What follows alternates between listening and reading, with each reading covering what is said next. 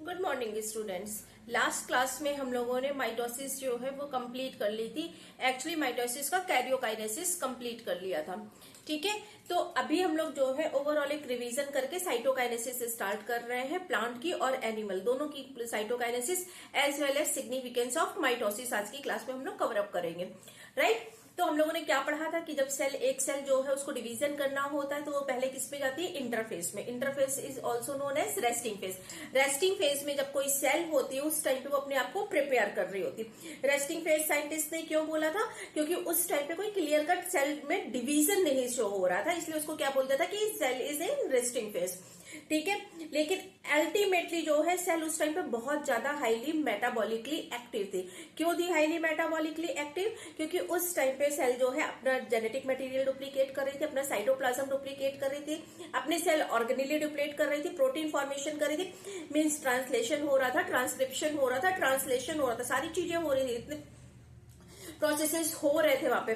ठीक है, उसके बाद जब हमने इंटरफेस कंप्लीट की थी, लास्ट स्टेज तो इंटरफेस की थी, दैट इज G2। ठीक है, G2 के बाद सेल कहां गई थी, M फेज में। M फेज जो है वो एक्चुअल डिवाइडिंग फेज थी। यही तो हम लोगों ने पढ़ा था कि जो M फेज है वो एक्चुअली डिवाइडिंग फेज थी।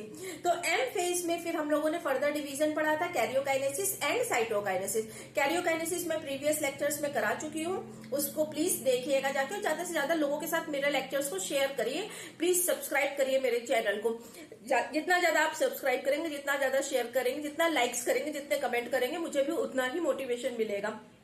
मेरे मोटिवेशन के लिए please like share and subscribe my channel. ठीक है, तो अब हम लोगों को क्या पढ़ना है बेटा, साइटोकाइनेसिस पढ़नी है। कैरियोकाइनेसिस में डिवीजन ऑफ न्यूक्लियस था। डिवीजन ऑफ न्यूक्लियस में 4 स्टेजेस पड़ी थी, prophase, metaphase, anaphase and telophase. Prophase जो थी, प्रोफेज में क्या हो रहा था, जो हमारा क्रोमेटिन था, क्रोमेटिन मटेरियल कंडेंस हो रहा था, उसी को कंडेंस क्रोमेटिन मटेरियल को एनसीईआरटी ने क्या कहा, that is chromosomes. Nuclear membrane will B disappear, ER, Golgi, ये सारे ऑर्गेनेली जो है वो डिसअपियर हो जाएंगे। ठीक है, इन केस ऑफ प्रोफेज तो ये सारी चीजें डिसअपियर हो जाएंगी। प्रोफेज में। मेटाफेज में क्या था, जो क्रोमोसोम्स फॉर्म हुए थे वो अब अपने एक इक्वेटर पे जो है एक मिडिल लाइन पे अपने आप को अरेंज अलाइन कर रहे थे और स्पिंडल फाइबर्स के थ्रू जो है कनेक्टेड थे। ये हम लोगों ने पढ़ा था। सेंट्रियोल अपोजिट पोल से जो है वो स्पिंडल फाइबर्स फॉर्म करके जो कहाँ पे, अच्छा कनेक्शन कहाँ पे था, जो हम लोगों ने पढ़ा था, स्पिंडल फाइबर क्रोमोसोम्स पे अटैच थे, उस कनेक्शन का पॉइंट क्या था, मुझे प्लीज कमेंट बॉक्स में बताइएगा कि वो कनेक्शन का पॉइंट कहा था जहां पे क्रोमोसोम्स जो है वो अटैच हो रहे थे। ठीक है, तो उसके बाद फिर हम लोगों ने पढ़ा था कि जब मेटाफेज में तो एक प्लेट में अरेंज हो गए थे, एक सिंगल प्लेट बनी थी। मैंने आपको ये एम्फसाइज किया था इस वर्ड पे कि याद रखिएगा, एक सिंगल प्लेट का फॉर्मेशन हुआ था माइटोसिस की मेटाफेज में। उसके बाद एनाफेज में क्या हुआ था, contraction of spindle fibre. Contraction हुआ था स्पिंडल फाइबर का। कॉन्ट्रैक्शन की वजह से क्या हुआ था कि जो क्रोमोसोम्स थे वो दोनों साइड से अटैच थे और उसमें स्प्लिटिंग हो गई थी। स्प्लिटिंग किसमें हुई थी, जो हमारा प्राइमरी कंस्ट्रक्ट था, दैट इज सेंट्रोमियर जो है वो डिवाइड कर गया था और एक क्रोमोसोम्स जो है वो अब डबल हो गए थे, डबलिंग ऑफ क्रोमोसोम्स हो गई थी, नंबर्स जो है वो डबल हो गए थे। आधे जो क्रोमोसोम्स है वो एक पोल में और आधे जो है वो करस्पॉन्डिंग दूसरे पोल में पहुंच गए थे। इतना हम लोगों ने एनाफेज तक कर लिया था। फिर टीलोफेज में क्या हुआ था, टीलोफेज को मैंने बताया था कि just reverse to prophase. Prophase में जो भी हुआ था उसका just reverse phase. Nuclear membrane disappear हुई थी तो nuclear membrane will be reappear. Chromosomes जो है वो कंडेंस होके, क्रोमेटिन के कंडेंस होके क्रोमोसोम का फॉर्मेशन हुआ था।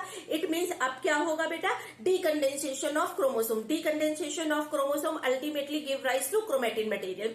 ठीक है, इसके बाद जो है सेल ऑर्गेनेली जो डिसअपियर हो गए थे प्रोफेज में, अब वो रीअपियर हो जाएंगे। ठीक है, अब एक सेल के अंदर 2 न्यूक्लियस प्रेजेंट है। किसके केस के बाद बेटा, जब हम क्या कर रहे थे, कैरियोकाइनेसिस। कैरियोकाइनेसिस मीन्स क्या हुआ था, एक न्यूक्लियस जो है वो डिवाइड होके 2 न्यूक्लियस में फॉर्म हो गया था। तो अगर मैं आपसे बोलूं,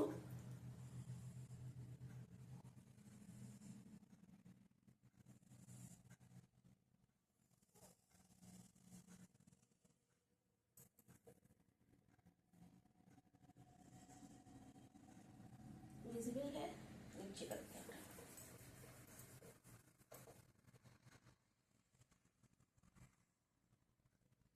इतना तो हम लोगों ने प्रीवियस क्लास में कर लिया था। अगर मैं आपसे बोलूं कि ये डायग्राम आप आइडेंटिफाई करिए, ये डायग्राम कौन सी फेस का है, तो बेटा ये किस फेस का है, इसमें कितने न्यूक्लियस है हमारे, एक ये न्यूक्लियस है, एक ये न्यूक्लियस है। यहाँ पे क्या होगा, क्रोमेटिन मटेरियल प्रेजेंट होगा, ठीक है। कंडेंस फॉर्म में क्रोमोसोम्स नहीं प्रेजेंट होंगे, chromatin material will be there. और ये क्या है बेटा, साइटोप्लाज्म, सेम साइटोप्लाज्म ये शेयर कर रहे हैं। और प्लाज्मा मेम्ब्रेन जो है, इसकी सेल की जो प्लाज्मा मेम्ब्रेन है वो आपको सेंटर पे देख रहे हैं कि सेंटर के साइड पे कुछ जो है फ्यूज होती दिख रही है, कुछ अंदर के साइड फॉरो का वो फॉर्मेशन करे, ये फॉरो, ठीक है।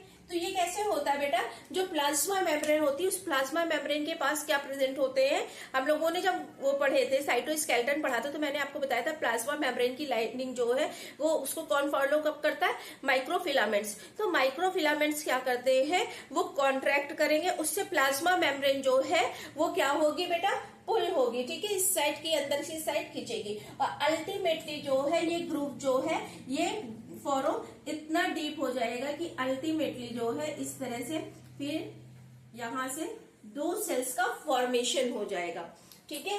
अल्टीमेटली लास्ट में एट लास्ट जो है क्या होगा कि सेल जो है वो प्लाज्मा मेम्ब्रेन इतना डिपेंडेंट होके दो सेल्स का फॉर्मेशन हो जाएगा, ठीक है। ये तो हम लोग लास्ट क्लास में कर चुके थे कि फॉरो का फॉर्मेशन जो टीलोफेज थी, टर्मिनल फेज थी कैरियोकाइनेसिस की, उसमें हो गया था। अब बेटा आज हमको ये वाला फेज पढ़ना है, डेट इज साइटोकाइनेसिस। तो साइटोकाइनेसिस जैसा कि मैं आपको पहले भी बता चुकी हूँ कि साइटोकाइनेसिस क्या है, साइटोप्लाज्म का division of cytoplasm is known as cytokinesis, ठीक है। कैरियोकाइनेसिस हो चुकी थी, सेल में दो न्यूक्लियस बचे थे, अब उसका जो है फिर मैंने आप लोगों को बताया था कि जो प्लांट्स की साइटोकाइनेसिस और एनिमल की साइटोकाइनेसिस वो स्लाइटली डिफरेंट है। क्या डिफरेंस है उसमें वो देख लेते हैं। What is the difference between plant and animal cytokinesis. समझ में आ गया ना कि क्या हो रहा है, साइटोप्लाज्म जो कैरियोकाइनेसिस के बाद दो न्यूक्लियस एक सेल में प्रेजेंट थे, अब वो दो न्यूक्लियस का साइटोप्लाज्म भी सेपरेट हो जाएगा। अब न्यूक्लियस का साइटोप्लाज्म कैसे सेपरेट होगा, जब उसके सराउंडिंग में प्लाज्मा मेम्ब्रेन का फॉर्मेशन हो जाएगा, तो प्लाज्मा मेम्ब्रेन फॉर्म होगी, न्यूक्लियस का साइटोप्लाज्म सेपरेट हो जाएगा, एक सेल से अल्टीमेटली दो सेल्स का फॉर्मेशन हो जाएगा। ये हम लोगों ने पढ़ रखा है, ठीक है, इतना साइटोकाइनेसिस हमने कर रखी है।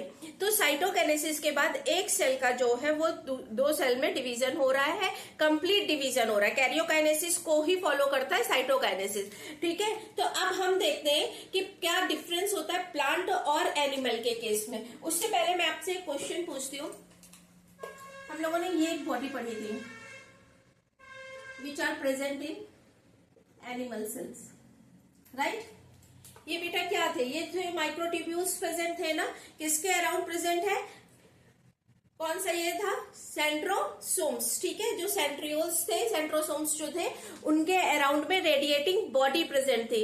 वही रेडिएटिंग बॉडी जो है वो किसका फॉर्मेशन कर रही थी, स्पिंडल फाइबर्स का। यही तो पढ़ा था हम लोगों ने कि ये पैरेलली अरेंज जो बॉडी है इसके अराउंड में जो माइक्रोट्यूब्यूल्स है वही अल्टीमेटली हमारे स्पिंडल फाइबर्स का फॉर्मेशन कर रहे थे। अल्टीमेटली हम लोगों ने यही पढ़ा था, ठीक है। तो एक जो हम लोगों ने सेल पढ़ी थी बेटा, उसमें कितने सेंट्रियोल थे, एक और दो। इस एक सेंट्रियोल से जो रेडिएटिंग बॉडी और जो ट्यूब्यूल्स फॉर्म हो रही थी उसको मैंने आपको क्या बताया था, दैट इज एस्टर, एस्टर बोला था ना, ठीक है।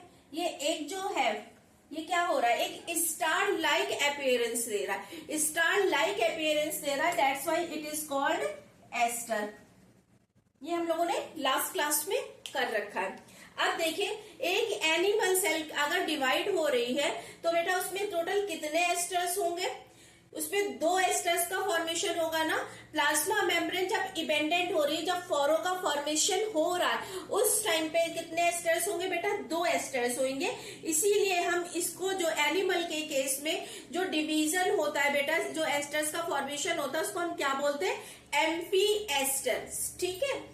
एक ये एस्टर हो गया, एक ये एस्टर हो गया, इन दोनों से कॉमनली क्या निकला, एम्फी एस्टर, सॉरी, ठीक है। एम्फी मीन्स क्या है, बोथ, ठीक है।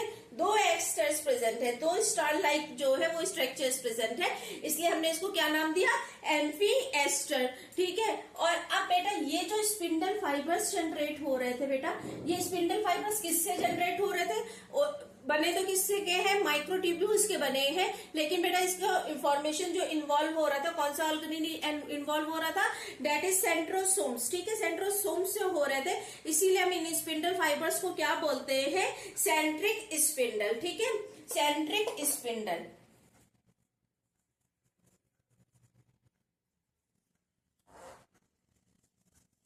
बेटा ये क्यों, क्योंकि सेंट्रियोल से फॉर्म हो रहे हैं, that's why it is known as centric spindle. ठीक है, सेंट्रियोल से फॉर्म हो रहे हैं। ठीक है, दो सेंट्रियोल्स इन्वॉल्व हो रहे हैं इन स्पिंडल फाइबर्स के फॉर्मेशन में, that's why it is known as centric spindle. ठीक है, ये तो हो गया बेटा एनिमल का केस, इतना हमें समझ में आ गया कि एनिमल का केस होगा, तो एनिमल के केस में क्या होगा, एम्फी एस्टर होगा। एम्फी एस्टर क्यों है, दो सेंट्रियोल है, उनकी रेडिएटिंग बॉडी है, दो एस्टर्स का फॉर्मेशन हो रहा है, टू एस्टर्स फॉर्म हो रहे हैं ना, that's why it is known as amphiaster. ठीक है, ये हो गया बेटा किसका केस, हमारा एनिमल का। लेकिन बेटा क्या प्लांट्स के केस में ये प्रेजेंट होते हैं सेंट्रियोल, प्लांट्स के केस में तो सेंट्रियोल प्रेजेंट नहीं होते, तो क्या स्पिंडल फाइबर्स फॉर्म होते हैं, स्पिंडल फाइबर फॉर्म होंगे क्या अगर सेंट्रियोल नहीं प्रेजेंट होंगे।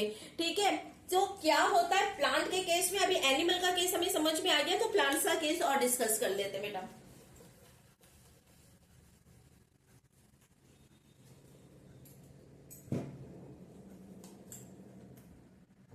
सपोज दैट ये कोई एनिमल सेल है।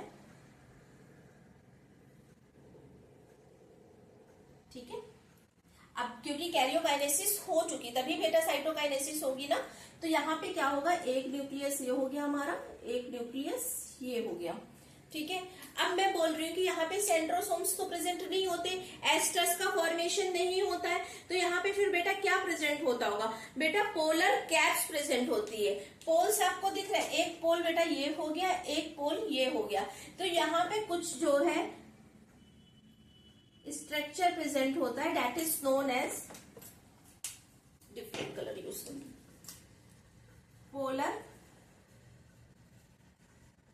तो क्या प्लांट्स के केस में एस्टर्स बनेंगे, प्लांट्स के केस में एस्टर्स का फॉर्मेशन नहीं होगा, इसका मतलब ये कैसा है बेटा, वो एम्फी एस्टर था, ये क्या है, एन एस्टर।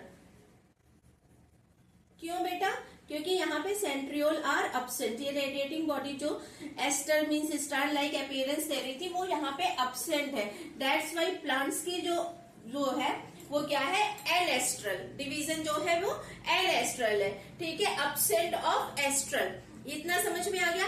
एन एस्ट्रल है तो एम्फी एस्टर का तो बेटा मतलब ही नहीं बनता है कि कहीं से एम्फी एस्टर प्रेजेंट होगा। ठीक है, पोलर कैप्स से जो है वो स्पिंडल फाइबर्स जनरेट होते हैं, पोलर कैप्स से। ठीक है, स्पिंडल फाइबर फॉर्म किससे हो रहे थे, मैंने आपको बताया था माइक्रो ट्यूब्यूल्स, ट्यूबुलिन प्रोटीन के बने थे ना, तो ट्यूबुलिन प्रोटीन जो है वो क्या फॉर्म कर रही थी, माइक्रो ट्यूब्यूल्स का फॉर्मेशन कर रही थी, यही माइक्रो ट्यूब्यूल्स जो है वो स्पिंडल फाइबर्स फॉर्म करते हैं इन केस ऑफ प्लांट्स। ठीक है, माइक्रोट्यूब्यूल्स के स्पिंडल फाइबर्स जो है वो फॉर्म होते हैं, और बेटा ये ऑर्गेनाइज कहाँ पे होंगे, कहाँ से ओरिजिनेट होंगे, ये जो पोलर कैप है, ये जो पोलर कैप है इससे। ठीक है, तो माइक्रोट्यूब्यूल ऑर्गेनाइजिंग कॉम्प्लेक्स बनता है, माइक्रोट्यूब्यूल है। ठीक है, माइक्रोट्यूब्यूल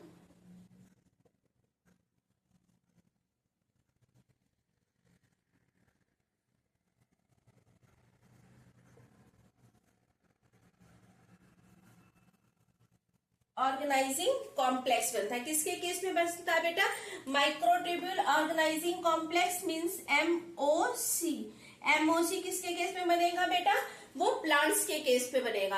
एमओसी माइक्रोट्यूब्यूल ऑर्गेनाइजिंग, जो माइक्रोट्यूब्यूल को ऑर्गेनाइज कर रहा है, वो कॉम्प्लेक्स कहाँ पे बनेगा, जहां पे पोलर कैप प्रेजेंट होगी, उस पोलर कैप्स में जो है एमओसी प्रेजेंट होगा, microtubule organising complex which generate spindle fibres. ठीक है, स्पिंडल फाइबर्स को जनरेट करेगा।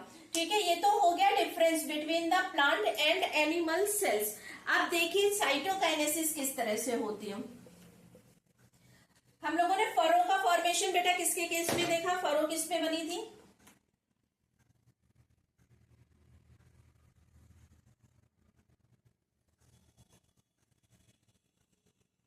इस तरह से हम लोगों ने पढ़ा था ना।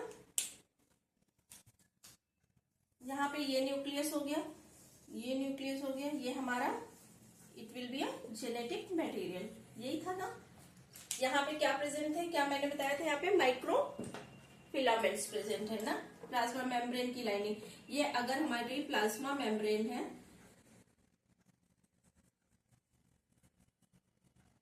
तो यहाँ पे क्या प्रेजेंट है, माइक्रो फिलामेंट।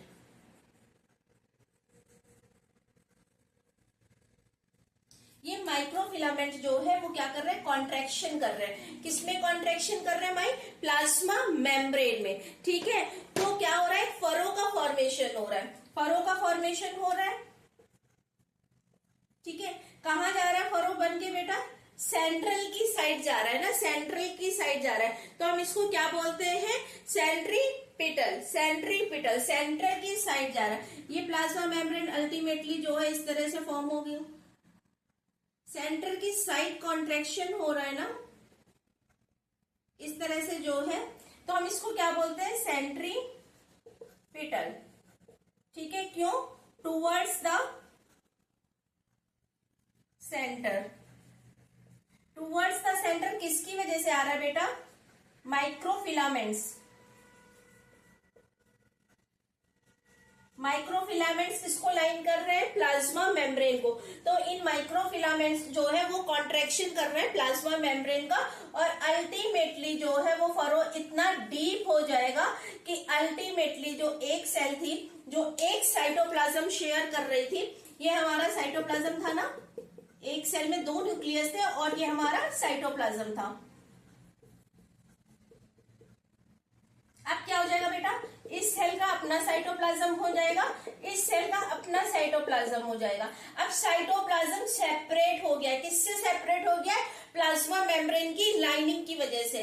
तो दिख रहा है साइटोप्लाज्म का डिवीजन हो गया है, साइटोप्लाज्म का डिवीजन को ही हम क्या बोल रहे हैं, साइटोकाइनेसिस। अब इस सेल के पास अपना न्यूक्लियस होगा, इस सेल के पास अपना न्यूक्लियस होगा, इस सेल के पास अपना क्रोमेटिन मटेरियल होगा, और इस सेल के पास अपना क्रोमेटिन मटेरियल होगा। अल्टीमेटली एक सेल जो है वो दो सेल्स में डिवाइड हो गई, दो सेल्स बनी, एक ये बन गई, एक बन गई। ठीक है, कैरियोकाइनेसिस पहले ही हो चुकी थी, डिवीजन ऑफ न्यूक्लियस पहले ही हो चुका था। इसके बाद जो है karyokinesis are followed by cytokinesis. कैसे साइटोकाइनेसिस हुई, प्लाज्मा मेम्ब्रेन जो है वो फरो का फॉर्मेशन करती, सेंट्रल की साइड में जो है वो क्या होती है, वो फरो का फॉर्मेशन करती, कुछ नहीं कॉन्ट्रैक्ट करती जाती है, और अल्टीमेटली वो कॉन्ट्रैक्शन इतना डीप हो जाता है कि सेपरेट प्लाज्मा मेम्ब्रेन की कवरिंग जो है वो दो सेल्स के अराउंड हो जाती है। जैसे ही प्लाज्मा मेम्ब्रेन की कवरिंग जो है वो क्या होगी बेटा, वो सेपरेट करेगी साइटोप्लाज्म का, ठीक वैसे ही जो है साइटोकाइनेसिस कंप्लीट हो जाएगी और एक सेल से दो सेल का फॉर्मेशन हो जाएगा। ये डायग्राम तो बेटा किसका है हमारा, ये डायग्राम है हमारा, इसमें अच्छा सेंट्रियोल प्रेजेंट है। ये डायग्राम हमारा किसका है, ये डायग्राम एनिमल सेल का है, और यही डायग्राम जो है एनसीईआरटी में दिया हुआ है। इसका अपना सेंट्रियोल होगा, इसका अपना सेंट्रियोल होगा, राइट। अब प्लांट्स के केस में देख लेते हैं, इसमें तो सेंट्रीपिटल हो गया, सेंटर की टुवर्ड्स द सेंटर जो है वो कॉन्ट्रैक्शन हुआ। लेकिन वहां पे प्लांट के केस में क्या होता है बेटा, सपोज दैट एक सेल है हमारी ये, ठीक है, इसकी तो बेटा आउटर कवरिंग, अगर ये प्लांट सेल है तो outer covering will be cell wall. Cell wall तो रिजिड होती है ना, हार्ड होती है, तो उसमें तो कॉन्ट्रैक्शन के थ्रू नहीं हो सकता है। अब इसमें क्या है, कैरियोकाइनेसिस हो चुकी है इस प्लांट सेल में, मींस दो न्यूक्लियस का फॉर्मेशन हो चुका है। कैरियोकाइनेसिस कंप्लीट हो चुकी है, लेकिन अभी ये सेम साइटोप्लाज्म शेयर कर रहे हैं, सेम साइटोप्लाज्म, मीन साइटोकाइनेसिस जो है वो अभी नहीं हुई है। ठीक है, अब क्या होगा बेटा, इसमें इसके केस में क्या होता है, इसके केस में यहाँ पे डिपोजिशन स्टार्ट हो जाता है। कहाँ पे बेटा, इस जगह पे सेंट्रल से, यहाँ पे सेंट्रली कुछ जो है बॉडीज आके वो आने लगती है और एक प्लेट का फॉर्मेशन करती है। इनको हम क्या बोलते हैं, जो ट्यूबुलिन प्रोटीन पढ़ी थी बेटा, ट्यूबुलिन प्रोटीन क्या फॉर्म करती है, स्पिंडल फाइबर्स फॉर्म करती है ना, वो प्लस गोल्गी जो है वो आने लगते हैं और सेंट्रल से बेटा, सेंट्रल पे आके एक्यूमुलेट होंगे और सेंटर से टुवर्ड्स द पेरीफेरी मूव करते हैं, सेंटर से टुवर्ड्स द पेरीफेरी मूव करते हैं। मीन्स यहाँ पे जो है वो गोल्गी बॉडी और spindle fibres means tubulin proteins जो है, माइक्रोट्यूब्यूल्स जो है वो आने लगते हैं। ट्यूबुलिन क्या, माइक्रोट्यूब्यूल्स। ठीक है, वो सेंटर से कहा जा रहे हैं बेटा, टुवर्ड्स द पेरीफेरी। ठीक है, स्टार्टिंग कहां से करी है, हमारे सेंटर से करी है, तो क्या इसको हम बोल सकते हैं सेंट्रीफ्यूगल। ठीक है, और बेटा ये जो फॉर्म करते हैं एक प्लेट बनाते हैं। ठीक है, गोल्जी और माइक्रोट्यूब्यूल्स मिलके एक प्लेट का फॉर्मेशन करते हैं। कहाँ पे फॉर्मेशन कर रहे हैं बेटा, यहाँ पे। तो इस प्लेट को हम क्या बोलते हैं, अल्टीमेटली ये प्लेट जो है वही एक सेल को दो सेल में डिवाइड कर देती है। ये प्लेट बन जाएगी और एक सेल से दो सेल्स का फॉर्मेशन हो जाएगा। देखिए, एक सेल हमारी ये हो गई, इसकी सेपरेट हमारी सेल वॉल हो गई, इसकी सेपरेट सेल वॉल हो गई। ठीक है, इसका सेपरेट न्यूक्लियस है, न्यूक्लियस है, इट मीन्स का क्या है, क्रोमेटिन मटेरियल। ठीक है, साइटोप्लाज्म अब सेपरेट हो चुका ना, सेल वॉल बन चुकी है, तो साइटोप्लाज्म इज ऑल्सो देयर, यहाँ पे साइटोप्लाज्म है। लेकिन वो प्लेट कहाँ गई बेटा, वो प्लेट का, उस प्लेट का क्या हुआ, वो प्लेट इन दो नाइबरिंग सेल्स को जो है वो होल्ड करके रखती है। दो नाइबरिंग सेल्स के बीच में सीमेंटिंग मटेरियल कौन था, क्या पढ़ा था हम लोगों ने, दो नाइबरिंग सेल्स के बीच में cementing material, that is middle lamella. Means ये प्लेट जो है वो अल्टीमेटली किसमें कन्वर्ट हो जाती है, मिडिल लैमेला में। वो मिडिल लैमेला दो सेल्स के बीच में जो है वो सीमेंटिंग मटेरियल का काम करती है। ठीक है, और यहाँ पे जो है इसको हम क्या बोलते हैं, जो माइक्रोट्यूब्यूल्स और गोल्गी का जो है यहाँ पे मटेरियल डिपॉजिट होता है, इन पूरे को हम ओवरऑल क्या बोलते हैं, फैगोसोम्स। ठीक है, समझ में आया, डिफरेंस समझ में आया क्या। यहाँ पे एस्टर का फॉर्मेशन हुआ था, कोई स्टार लाइक बॉडी थी, इसमें कोई भी स्टार लाइक बॉडी नहीं प्रेजेंट थी, तो ये कैसा हो गया, एन एस्टरी डिवीजन। यहाँ पे कोई एस्टर नहीं प्रेजेंट था। अगर एस्टर नहीं प्रेजेंट है तो एम्फी एस्टर को तो मतलब ही नहीं बनता। स्पिंडल फाइबर्स बनते हैं, लेकिन वो स्पिंडल फाइबर जो है वो कहाँ से ओरिजिनेट हो रहे थे, जहां पे पोलर कैप प्रेजेंट थी। उस पोलर कैप में क्या प्रेजेंट था, माइक्रोट्यूब्यूल्स को ऑर्गेनाइज करने का मटेरियल था ना, हम लोगों ने पढ़ा था ना, माइक्रोट्यूब्यूल्स को ऑर्गेनाइज करने के लिए कॉम्प्लेक्स प्रेजेंट था। तो वो माइक्रोट्यूब्यूल्स जो है वो जनरेट करती हैं वो रेडिएटिंग बॉडी जो स्पिंडल फाइबर का फॉर्मेशन करते हैं। ये मैंने आपको बता रखा है कि स्पिंडल फाइबर जो है वो माइक्रोट्यूब्यूल से फॉर्म होते हैं। तो प्लांट्स के केस में क्या बनेगा, ये सेंटर से टूवर्ड्स वो जा रहा है, कहा जा रहा है, पेरीफेरी। एनिमल के केस में क्या हो रहा है कि पेरीफेरी से टूवर्ड्स द सेंट्रल जा रहा है। ठीक है, एक में सेंट्रीपिटल हो रहा है, टूवर्ड्स द सेंट्रल जा रहा है, एक में अवे द सेंट्रल जा रहा है, टूवर्ड्स द पेरीफेरी फॉर्मेशन हो रहा है। तो सेंट्रीपिटल और सेंट्रीफ्यूगल हो गया, एंस्टर के बेस पे डिफरेंस हो गया। ठीक है, इसके साथ ही साथ जो है इसमें क्या इन्वॉल्व हो रहा है, एक बार इससे भी PYQ आया है। ठीक है, माइक्रोट्यूब्यूल्स और गोल्गी, ये फॉर्म कर रहे हैं फेगोसोम्स, अल्टीमेटली जो है वो एक प्लेट का फॉर्मेशन कर रहे हैं। वो प्लेट जो है वो डिफरेंशिएट कर रही है दोनों सेल्स को। पहले मिडिल लैमेला का फॉर्मेशन होगा इन फेगोसोम्स के थ्रू, उसके बाद जो है वो मिडिल लैमेला फिर प्राइमरी सेल वॉल और सेकेंडरी सेल वॉल का फॉर्मेशन करेगी। ठीक है, तो इस तरह से जो है वो प्लांट्स के केस में डिवीजन होगा, साइटोकाइनेसिस होगी। अब आपको जो है ये दोनों चीजें समझ में आ गई होंगी, साइटोकाइनेसिस की प्लांट में कैसे हो रही है और एनिमल में कैसे हो रही है।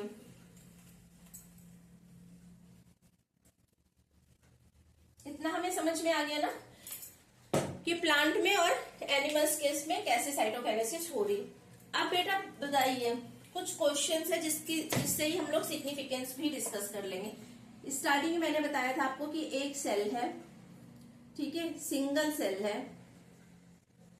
इस सिंगल सेल में सेवरल माइटोसिस हुई।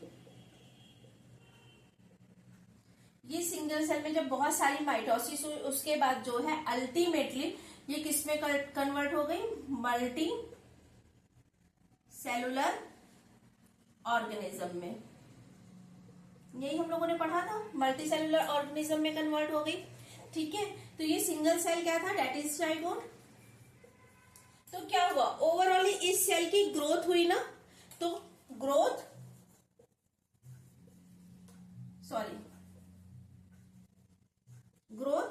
और क्या हुआ, इसमें क्या हो रहे थे, माइटोटिक डिवीजन हो रहे थे ना, तो ग्रोथ एंड डिवीजन हो रहा था। किस में डिवीजन हो रहा था बेटा, सेल में हो रहा था। तो ग्रोथ और डिवीजन में सिग्निफिकेंस है माइटोसिस का, ये हमें समझ में आ गया।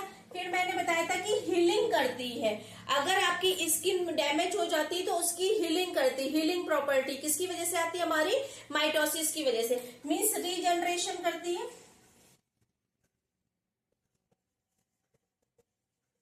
ठीक है, अच्छा आप लोगों ने, मैंने आपको बताया था कि एनिमल्स के केस में क्या होगा, ये माइटोसिस जहां पे डिप्लॉइड सेल्स है, जहां पे क्या है वो सोमैटिक सेल्स में होगी और सोमैटिक सेल्स से जो है वो फॉर्म करेंगे। लेकिन प्लांट के केस में मैंने आपको बताया था कि दोनों ही करती हैं। तो बेटा क्या होता है कि ये रिपेयर और रीजनरेट तो कर ही रही, रीजनरेशन कर रही है और रिपेयर भी कर रही है सेल को, एज वेल एज क्या कर रही है।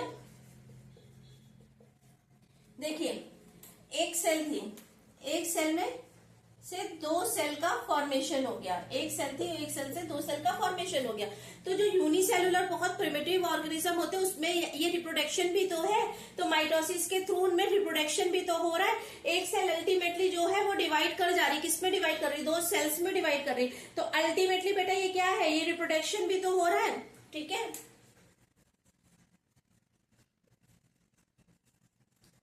वो बात अलग है कि हायर ऑर्गेनिज्म में या प्लांट्स में इसके थ्रू नहीं हो रहा है, बट जो यूनिसेलुलर से प्रिमिटिव ऑर्गेनिज्म है उनमें रिप्रोडक्शन भी इसके थ्रू हो रहा है। ठीक है, एज वेल एज हमने क्या डिस्कस किया था, अगर हमारा यहाँ पे 2n है, क्रोमोसोम नंबर अगर 2n है तो बेटा 2n ही यहाँ पे भी होगा और 2n ही यहाँ पे भी होगा। ठीक है, यही तो पढ़ा था हम लोगों ने। अगर यहाँ पे जो है वो 4c है तो 4c ही यहाँ पे होगा और 4c ही यहाँ पे भी होगा। क्रोमोसोम नंबर सेम रहते, इसके बेस पे माइटोसिस को एक और नाम दिया था ना, क्या नाम दिया था, इक्वेशनल डिवीजन। इक्वेशनल डिवीजन था ना, माइटोसिस को हम लोग इक्वेशनल डिवीजन बोल रहे थे ना। Why on the basis of chromosome number will be same. ठीक है, क्रोमोसोम नंबर सेम थे इसलिए हम इसको इक्वेशनल डिवीजन बोल रहे थे। अगर इसमें 2n है, 2n ही यहाँ भी हो रहे, 2n ही यहाँ भी हो रहे, कोई भी जेनेटिक मिक्सिंग नहीं हुई थी। जो जेनेटिक कंपोजिशन इसका था वही जेनेटिक कंपोजिशन इसका होगा, वही सेम जेनेटिक कंपोजिशन इसका होगा। तो बेटा क्या हो रहा है, कहीं ना कहीं ये जेनेटिक स्टेबिलिटी भी प्रोवाइड कर रही है ना। तो जेनेटिक स्टेबिलिटी किसके थ्रू आ रही है बेटा, इस माइटोसिस डिवीजन के थ्रू। तो क्या इसका सिग्निफिकेंस नहीं होगा, ये प्रोवाइड्स जेनेटिक स्टेबिलिटी। ठीक है, तो क्या क्या हो गया, ग्रोथ एंड डिवीजन हो सकता है माइटोसिस की वजह से, इसमें सिग्निफिकेंस है। रीजनरेशन एंड रिपेयर कर सकती है सेल माइटोसिस की वजह से। रिप्रोडक्शन हो सकता है जो प्रिमिटिव ऑर्गेनिज्म है माइटोसिस से उनमें, और जेनेटिक स्टेबिलिटी जो है वो भी फॉर्म होती है। जेनेटिक स्टेबिलिटी अगर आपको अभी भी नहीं समझ में आई है कि कैसे जेनेटिक स्टेबिलिटी, देखिए क्रोमोसोम नंबर जो भी क्रोमोसोम्स थे उन्हीं में कंडेंसेशन हुआ, ठीक है, उनकी कॉपीज जनरेट हुई और एज इट इज वही क्रोमोसोम्स जो है वही ट्रांसफर हो गए हमारे डॉटर सेल्स में। तो जेनेटिक स्टेबल है ना, एक तरीके से देखा जाए जैसे हमारा एसेक्सुअल रिप्रोडक्शन का एक मोड होता है रिप्रोडक्शन का, उसमें क्या होता है कि जो क्रोमोसोम्स नंबर है वो सेम क्रोमोसोम्स जो हो पेरेंट से डॉटर सेल में ट्रांसफर होते हैं, तभी तो वहां पे क्लोन्स का फॉर्मेशन होता है, ठीक है। तो क्या होता है, सिमिलर ऑर्गेनिज्म को, सिमिलर सेल्स को, अगर ये यूनिसेलुलर है वहां पे माइटोसिस हो रही तो वहां पे ये रिप्रोडक्शन का भी पार्ट है, मीन सिमिलर ऑर्गेनिज्म जो है इसकी वजह से डेवलप हो रहा है, तो जेनेटिक स्टेबिलिटी प्रोवाइड कर रही है ना। और अगर हमारा कैसे, तो हमारे में ग्रोथ और रिपेयर और रिजनरेशन ये सब कर रहे हैं, ठीक है। सिग्निफिकेंस ऑफ माइटोसिस और साइटोकाइनेसिस आपको आई थिंक क्लियर हो गया होगा आज में। अगर कोई डाउट है तो प्लीज कमेंट सेक्शन में जरूर उसको मेंशन करिएगा, ठीक है, आई विल आंसर देयर। उसके बाद मैं आपसे कह रही हूँ कि अब जो मियोसिस का फेज है, मियोसिस हम लोग 2 लेक्चर में कवर करेंगे, एक मियोसिस 1 एंड एक मियोसिस 2, ठीक है। 2 लेक्चर्स जो है वो मियोसिस 1 मियोसिस 2 के मैं पोस्ट करूंगी। प्लीज आपसे रिक्वेस्ट है कि आप मेरे चैनल को ज्यादा से ज्यादा लोगों के साथ शेयर करें कि मुझे मोटिवेशन मिले, ठीक है। ज्यादा से ज्यादा लोग शेयर करेंगे, सब्सक्राइब करेंगे तो उससे मुझे बहुत मोटिवेशन मिलेगा। Please like share and subscribe my channel. Thank you, have a nice day. I don't think कि इससे इजी वे में बायो की इतनी टिपिकल कॉन्सेप्ट कोई भी क्लियर कर सकता है। आप रट लेते हो, आपको रटना सिखाया गया है लेकिन समझना नहीं सिखाया गया है। तो अगर आपको जरा सा भी पसंद आया तो प्लीज ज्यादा से ज्यादा लोग लाइक करिए और शेयर करिए, ठीक है। बहुत इजी वे में, बहुत ही इजी लैंग्वेज में आपको समझा रही हूँ, एक एक पॉइंट क्लियर कर रही हूँ एनसीईआरटी का। तो प्लीज मुझे भी मोटिवेट करिए, मुझे भी सपोर्ट करिए। Thank you, have a nice day.